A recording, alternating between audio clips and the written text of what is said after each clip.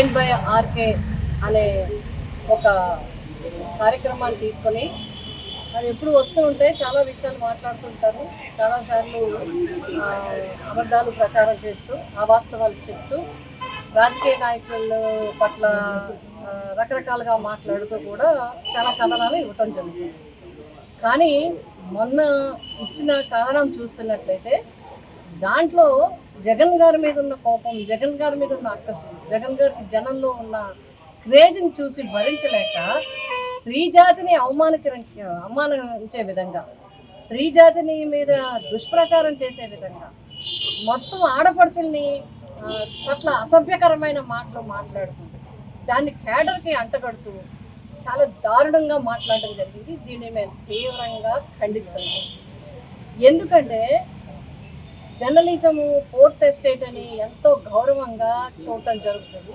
వాస్తవాలను ప్రజలకు చెప్పాల్సిన వాడే వక్రీకరించడం మాత్రమే కాకుండా అసభ్య పదజాలంతో ఒక జాతి యావత్తును అవమానించే విధంగా, అందులో మహిళా జాతిని అవమానించే విధంగా మాట్లాడడాన్ని మేము తీవ్రంగా మహిళా జాతి తరపున మేమందరం కూడా ఖండిస్తూ వెంటనే తక్షణం, ఎందుకంటే మీరు విజ్ఞత కోల్పోతే, విచక్షణ తప్పిపోతే ఇలాంటి వికారమైన మాటలు వస్తాయి. సెన్స్ ఒకసారి చెప్తే, కామన్ సెన్స్ ఒకసారి చెప్తే న్యూ సెన్స్ మాటలు రాకపోతే ఇంకేం మాటలు వస్తాయి ఎవరి నోటెప్పుడైనా? మనిషిగా ఉండాలి. అందులో జర్నలిజంలో ఎంత సంయమనం పాటించాలి, పదాల ప్రయోగం వాడేటప్పుడు ఎంత జాగ్రత్తగా ఉండాలి. కనీసం ఎన్నో జాతీయాలు ఉన్నాయి, మనకి ఎన్నో సామెతలు ఉన్నాయి. ఇప్పుడు ఆ సామెతలు కూడా మనం వాడడం లేదు.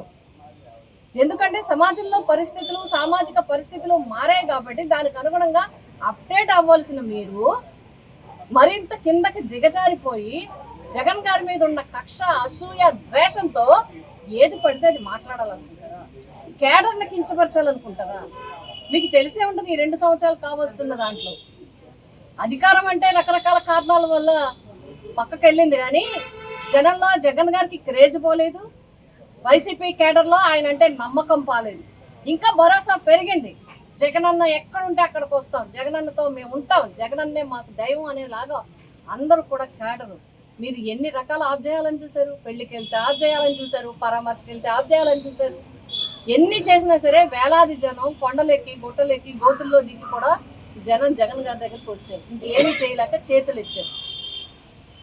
మహిళల పట్ల ఇట్లాగైనా ఈ ప్రభుత్వం వచ్చిన తర్వాత ఒక్క మహిళలకి సంక్షేమ కార్యక్రమం ఇవ్వనే లేదు. నీకు 15 చెప్పారు, 15,000 ఒక పార్టీ చెప్పారు, 30,000 మంది మహిళల్ని కిడ్నాప్ చేశారని ఒకరు చెప్పారు. ఏరి ముగ్గురునన్నా తీసుకొచ్చిన పోనీ వెనక్కి. ప్రభుత్వం వచ్చి 2 సంవత్సరాలు అయింది, ఇద్దరిని తీసుకొచ్చారా? ఇద్దరిని 2 సంవత్సరాల్లో 1 సంవత్సరాన ఇచ్చారా 15,000? ఏమీ ఇవ్వలేదు. ఎస్, జగన్ గారు ఇచ్చారు. మేము చెప్తున్నాం, మహిళలు గర్వంగా చెప్తున్నాం. మహిళలు అన్నింటిలో సమస్థానం ఇచ్చారు. ఆఖరికి నామినేటెడ్ పదవుల్లో కూడా 50% ఇచ్చారు. ఎమ్మెల్యే క్యాండిడేట్లు ఇచ్చారు. ఎంపీ రిజర్వేషన్ లేకపోయినా ఎంపీ క్యాండిడేట్లుగా మహిళలకు అవకాశం ఇచ్చారు. స్థానిక సంస్థల ఎన్నికల్లో 50 to 60% వచ్చే విధంగా ఇచ్చారు. ఇన్ని రకాలుగా దిశా చట్టం తేవాలని ప్రయత్నించారు. చట్టం రాకపోయినప్పటికీ, కేంద్రంలో పెండింగ్లో ఉన్నప్పటికీ ఆ చట్టంలో ఉన్న అంశాలన్నీ అమలు చేసి మహిళల్ని రక్షణ కల్పించాలని చూశారు. మీరేం చేశారు? ఇక్కడికి వచ్చిన తర్వాత మహిళల మీద అత్యాచారాలు, చిన్నారుల మీద అత్యాచారాలు, కిడ్నాప్లు, మానసికంగా క్షోభించడం.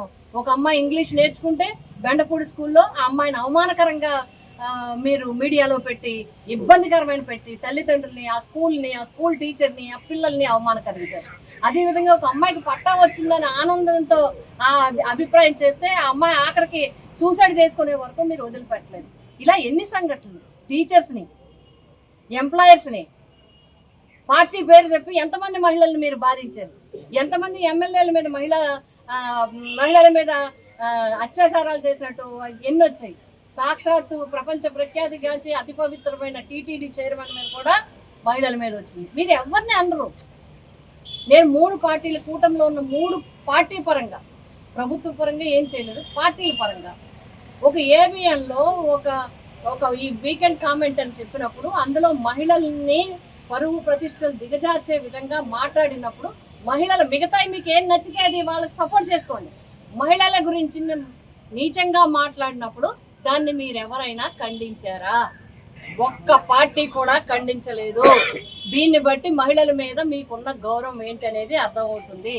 అందుకే ఈ రోజు మేము డిమాండ్ చేస్తున్నాం, పిఠాపురం నియోజక వైఎస్ఆర్సీ కుటుంబ సభ్యులందరం కూడా ఈరోజు ఎస్ఐ గారికి తగిన సిఐ గారికి కూడా చట్టపరమైన చర్యలు తీసుకోవాలి. ఈ వీకెండ్ కామెంట్ మీద వచ్చిన స్త్రీ జాతిని అవమానకరించే విధంగా మాట్లాడిన మాటల పట్ల చట్టపరమైన చర్యలు తీసుకోవాలని చెప్పి కంప్లైంట్ లాడ్జ్ చేయడం జరిగింది.